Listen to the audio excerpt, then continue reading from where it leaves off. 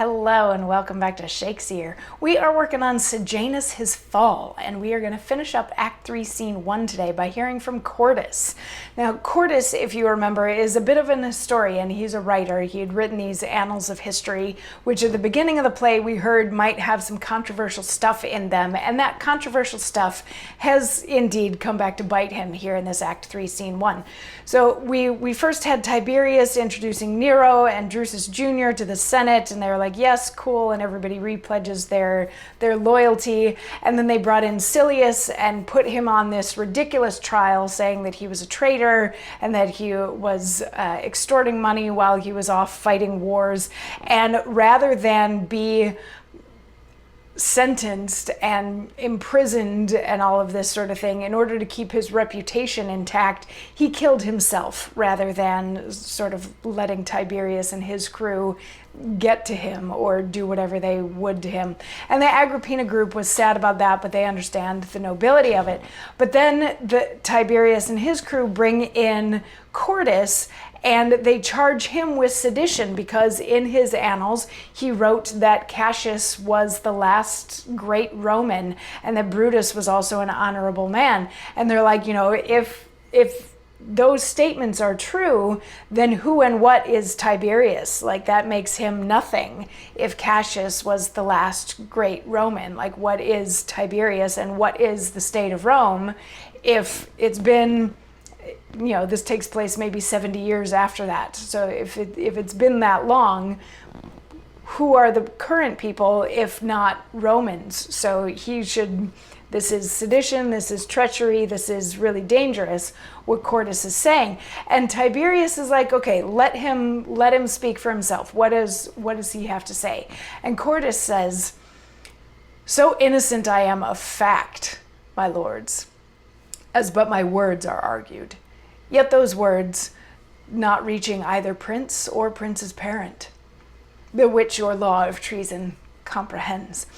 Brutus and Cassius I am charged to have praised, whose deeds, when many more besides myself have writ, not one hath mentioned without honor. Great Titus Livius, great for eloquence and faith amongst us, in his history with so great praises Pompey did extol, as oft Augustus called him a Pompeian. Yet this not hurt their friendship. In his book he often names Scipio, Afrianus, yea, the same Cassius, and this Brutus too, as worthiest men, not thieves and parricides, which notes upon their fame are now imposed. Asinius Pollio's writings quite throughout give them a noble memory.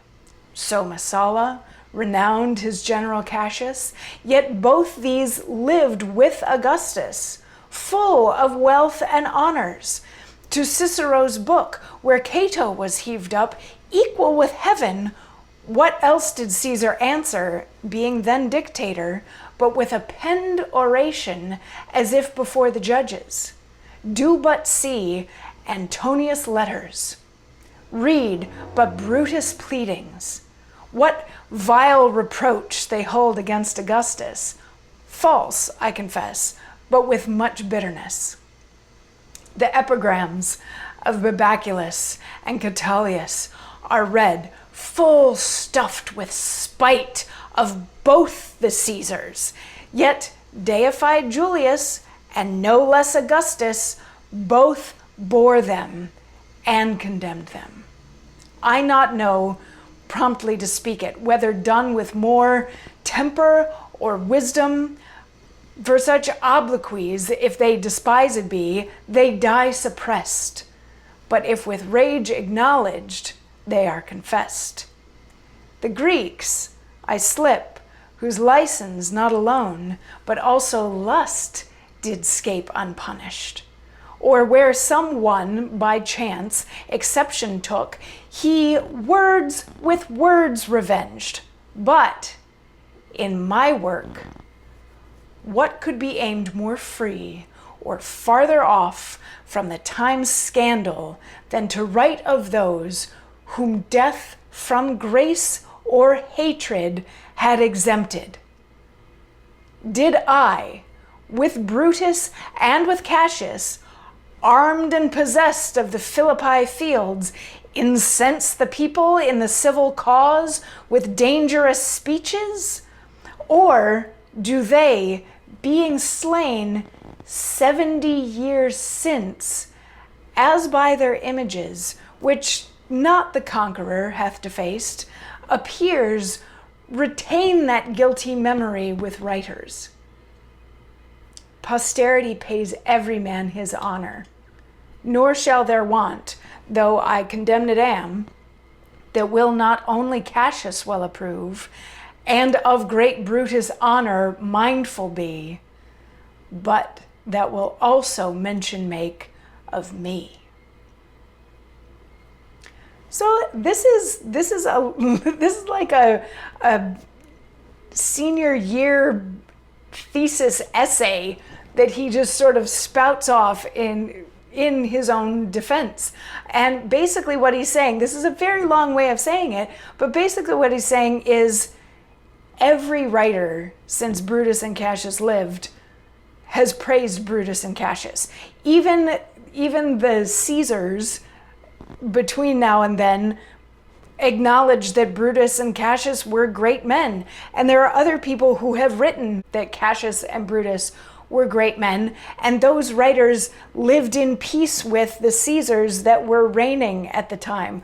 He's like, nothing that I wrote is new news. Nothing that I wrote is groundbreaking, earth-shaking stuff that people didn't already know. He's saying this has all been acknowledged for a very long time, that Brutus and Cassius were great Romans, and Julius Caesar loved them, and Augustus loved them, and none of the previous writers who have written about them have been punished for writing the way that they did about them. They might have gotten like a little slap on the hand, or maybe somebody rebutted one of their claims, but nobody was dragged into court and threatened with death for writing what they wrote. And he's like, you know what? And to take it even a step farther, the next time, like if you set this precedent that's saying that Brutus and Cassius were not great Romans, if you set the precedent that all of that was wrong,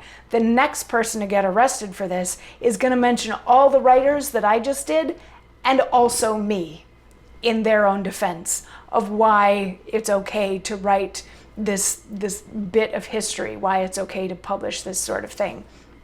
And the Agrippina group, watching from over here is like, yes, well spoken. This is all like, listen to him. He knows what he's talking about. And he said that very well. And Tiberius, I can only imagine, is a little frustrated at this point. So he's like, nobody else gets to say anything. Tiberius is just like, take him away. We're going to sentence him next time the Senate meets. So he's taken out to be imprisoned until they can figure out what exactly to do with him, because he did make some really good points. And Cotta steps up and says, well, in the meantime, we should find and burn all of his books so that nobody else can read them. And they're like, oh yes, that's a lovely idea. Let's hunt down all of his books and let's burn them, and let's go out tonight and we'll find all of the copies of his book and we will burn them so that nobody can possibly read them. So Tiberius and his whole crew leave. So it's only Aruntius, Sabinus, and Lepidus left on the stage, and they're all like, these are some really dumb decisions that are being made now. Yes, you can burn the books, but that doesn't get rid of the history that's in them. That doesn't change people's minds about the history that they already know to have happened. They're like, these are dangerous times that we are living in when these kinds of people are in power, and these are the decisions that they are making. And then that's the end of Act 3, Scene 1. So, a lot happened in this scene. We've already had our first execution. We've had some pretty intense legal drama going on, and we're only in Act 3, Scene 1. We've still got about half a play left to go. So, and Sejanus is still fairly in power here, and this play is called Sejanus His Fall, so we can only expect that things are going to take a turn at some point, and that turn is coming up. Come on back tomorrow for more, and we'll find out when exactly it happens. I'll see you then. Mwah.